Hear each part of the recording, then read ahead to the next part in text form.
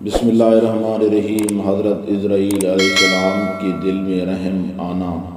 ایک دفعہ اللہ عز و جل نے حضرت اسرائیل علیہ السلام سے پوچھا کہ تجھے کسی کی جان قبض کرتے وقت کبھی رحم بھی آیا؟ حضرت اسرائیل علیہ السلام نے عرض کیا کہ الہی، میرا ہر ایک کی روح قبض کرتے وقت دل دکھتا ہے، مگر تیرے حکم کی سرتابی کی مجال کہاں؟ ہاں، ایک واقعہ ایسا گزرا ہے جس کا دکھ میں ابھی تک نہیں بھلا سکا۔ وہ غم ایسا ہے جو تنہائی میں بھی میرے ساتھ رہتا ہے۔ ایک جہاز سمندر میں سفر کر رہا تھا، وہ تیرے حکم سے ایک بھنور میں پھنس گیا۔ اس طرح تھوڑی دیر بعد وہ جہاز تباہ و برباد ہو گیا۔ جہاز میں کئی سوار، کئی مرد و زن غرق ہو گئے۔ جو مسافر بچے، ان میں ایک ماں بھی تھی، اور دوسرا اس کا نوزائیدہ بچہ جو تباہ شدہ جہاز کی ایک تختے پر سمندر کی لہروں میں تیرے رحم و کرم پر بہے جا رہے تھے۔ تیز ہوا نے انہیں آنن فانن سینکڑوں میل دور سمندر کے کنارے پر پہنچا دیا۔ میں ماں اور بیٹے کے جان بچ جانے سے بہت خوش ہوا۔ اسی لمحے تیرا حکم ہوا، ماں کی روح قبض کر لو۔ میں نے مولا کریم تیرے حکم کی تعمیل کی۔ باری تعالیٰ تو خوب جانتا ہے کہ یہ تیرا حکم پا کر میرا کلیجہ کانپ گیا، اور جب میں نے اس طفل شیر خوار کو ماں سے الگ کیا تو مجھے کس قدر تکلیف پہنچی تھی، اب یاد آتی ہے تو آنکھیں آنسوؤں سے بھیگ گئی ہیں۔ پھر حکم الہی ہوا۔ کیا تجھے پتہ ہے کہ بعد میں وہ بچہ کہاں اور کس طرح پرورش پاتا رہا؟ اسرائیل علیہ السلام نے عرض کیا، اللہ تعالیٰ عالم الغیب ہے، ظاہر اور باطن اسی پر عیاں ہیں۔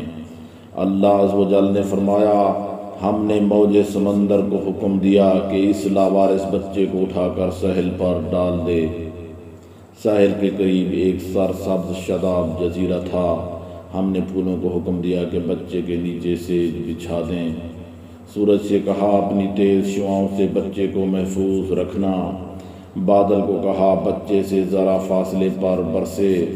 درختوں کی شاخیں خود بخود جھک کر پھل اور ان کا رس اس کے منہ میں ڈال دیتی تھیں۔ جزیرے میں ایک شیرنی کی ہم نے ڈیوٹی لگا دی، وہ روزانہ اسے دودھ پلاتی۔ شیرنی کے خوف سے کوئی جانور بچے کے پاس نہیں آ سکتا تھا۔ اس جزیرے میں ہم نے خوشنو اور حسین پرندے بھیجے جو ہر وقت چہچہاتے تاکہ بچے کا دل پریشان نہ ہو۔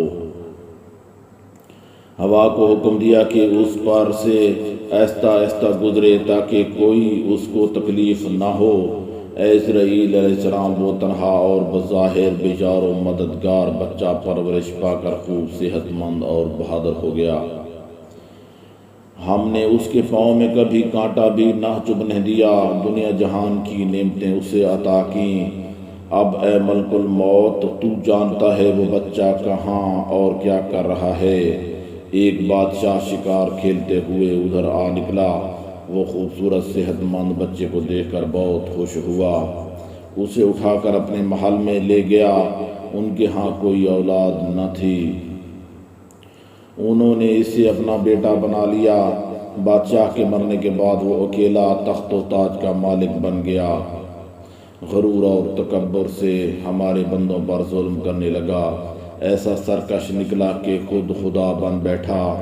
اپنے بت بنوا کر انہیں سجدے کرانے لگا۔ خاک کا فانی پتلا ہمارا شریک بن بیٹھا۔ آخر ہم نے اس کی بہتری کے لیے اپنے خلیل ابراہیم علیہ السلام کو اس کے پاس بھیجا۔ اس ظالم نے ہمارے پیارے کو بھی آگ میں پھینک دیا۔ اسرائیل علیہ السلام نے عرض کیا، اے مخلوقات کے خالق، تیرے بھید تو ہی جانے۔ میں اس سرکش بچے کی حالت سے بے خبر ہونے کی وجہ سے دل میں خیال اور ملال لاتا رہا۔ اے اسرائیل علیہ السلام، اس بچے نے میرا کیا شکریہ ادا کیا۔ دوسروں کے لیے تو ماں باپ کی پرورش حجاب بن جاتی ہے، مگر اس نالائق نے تو بلا واسطہ اپنی جیب میں بہت سے موتی ہم سے پائے تھے۔ وہ بچہ نمرود بن کر اس وقت ایک بڑے ملک کا بادشاہ ہے، اور اسی نے میرے خلیل حضرت ابراہیم علیہ السلام کو آگ کے الاؤ میں جھونکا ہے۔ اب خدائی کا دعویٰ کر کے لوگوں کو میری راہ سے ہٹاتا ہے اور حکم نہ ماننے والوں کو سخت سزا دیتا ہے۔ درس حیات۔ اے خدا کے بندے، تو اپنی اصلاح کر، زنجیر کتے کی گردن سے مت بحال کر، یعنی نفس کو قید و بند میں رکھ۔